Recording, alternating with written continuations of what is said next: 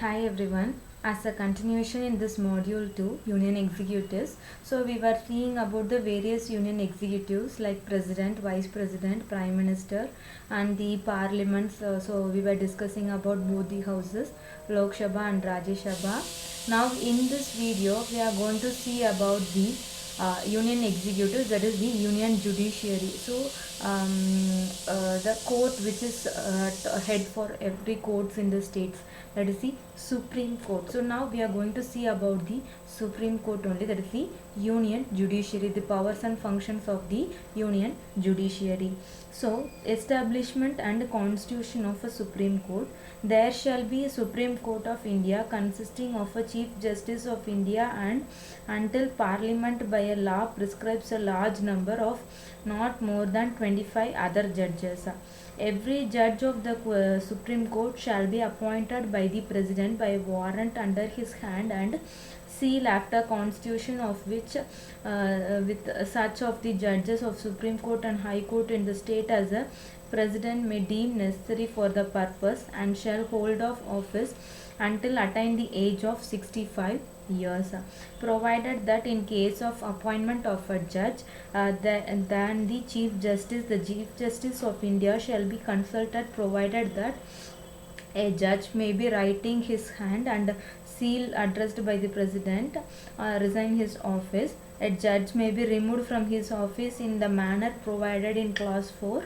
The age of a judge shall be determined by such authority and in such manner as Parliament may by law provide, and a person shall not be qualified for appointment as a judge of the Supreme Court unless he is a citizen of India, has been at least 5 years a judge of a High Court or 2 or more such courts in a succession, or has been for at least 10 years as an advocate of a High Court or 2 or more court in succession, or in the opinion of the President a distinguished jurist. Judge of the Supreme Court shall not be removed from his office except by an order of the President passed after address by each house of the Parliament supported by the majority of the total membership of that house, and by a majority of not less than 2/3 of the member of the house present and voting has been represented by the President in the same session for such removal of the ground of proved misbehavior and incapacity. Parliament may by regulate law of the procedure for the presentation of an address and for the investigation and proof of misbehavior and incapacity of the judge under clause 4. Every person appointed to be a judge of the Supreme Court shall, before enters upon his office, make subscribe before the President or some person appointed by the President in the absence of a President, will take an oath or affirmation according to the form set out for the purpose in the third schedule. No person who has held office as a judge of the Supreme Court shall plead or act in any court or before any authority within the territory of India. Appointment of acting Chief Justice. When the office of the Chief Justice of India is vacant, or when the Chief Justice by reason of absence or otherwise unable to perform the duties of his office, the duties of the office shall be performed by such one other judges of the court as the President may appoint for the purpose. Appointment of ad hoc judges. If at any time there should not be a quorum of judges of Supreme Court available to hold or continue any session of the court, the Chief Justice of India may, with the previous consent of a President and after consultation with the Chief Justice of High Court concerned, request in writing the attendance at the sittings of the court as an ad hoc judge for such period as may be necessary of a judge of a High Court duly qualified for appointment as a judge of the Supreme Court to be designated by the Chief Justice of India. It shall be the duty of the judge who has been so designated in priority to other duties of his office to attend the sittings of the Supreme Court, and the time period for the attendance is required, and so while attending he shall have all the jurisdiction, power and privileges, and shall discharge the duties of a judge of a Supreme Court.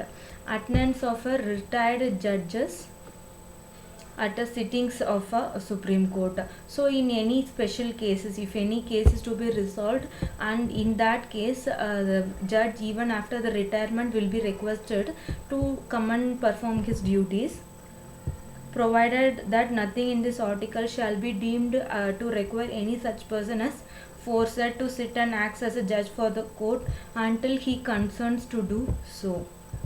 Supreme Court, to be a court of record, shall have all the powers of such a court, including the power to punish for contempt of itself. Seat of a Supreme Court. The Supreme Court shall sit in Delhi or such other places as the Chief Justice of India with the approval of President from time to time appointment. Original jurisdiction of the Supreme Court. So, subject to provisions of this constitution, the Supreme Court shall, to exclusion of any other court, have original jurisdiction in any dispute between the Government of India and one or more states, between the Government of India and any state or states on one side and one or more other states on the other, between two or more states, if and in so far as the dispute involves any question on which the existence of a extent of a legal period right depends, provided that the said jurisdiction shall not extend to a dispute arising out of any treaty, legal right depends, treaty, agreement, covenant, engagement, sanad or other similar instrument which have been entered into or executed before the commencement of this constitution continues in the operation such as commencement, or which provides the said jurisdiction shall not extend to such a dispute. Appellate jurisdiction of a Supreme Court in appeals to High Courts in certain cases. An appeal to Supreme Court from any judgment, decree or final order of a High Court, whether in a civil, criminal or other proceeding, if a High Court certifies under Article 134A the case has an interpretation of this Constitution, where such a certificate is given, any party in the case may appeal to the Supreme Court on the ground that such question as aforesaid have been wrongly decided. Appellate jurisdiction of Supreme Court in appeals from High Court to in High Courts in regard to civil matters. An appeal shall to lie to Supreme Court for any judgment, decree or final order in a case of a civil proceeding of a High Court in the territory of India, if the High Court certifies under Article 134A. Notwithstanding anything in this article, no appeal shall, unless Parliament by law otherwise provides, lie to the Supreme Court from the judgment, decree or a final order of a judge of a High Court. Appellate jurisdiction of Supreme Court in regard to criminal matters. So this is also under the Article 134A. So if the person is not satisfied with the judgment from the High Court, he can appeal in the Supreme Court. Special leave to be appealed by the Supreme Court. Notwithstanding anything in this chapter, the Supreme Court may, in its discretion, grant special leave to appeal from any judgment and sentence or in order in any case or matter passed or made by court in a tribunal in the territory of India. A review of judgments or orders by the Supreme Court, enlargement of the jurisdiction of the Supreme Court, conferment of the Supreme Court on the powers to issue certain writs, a transfer of certain cases. So when certain cases are not able to be provided judgment, so that such cases can be transferred to the Supreme Court, and the law declared by Supreme Court to be binding on all courts. Power of President to consult Supreme Court. So if it any times it appears President, he can question the Supreme Court, and rules of courts, etc.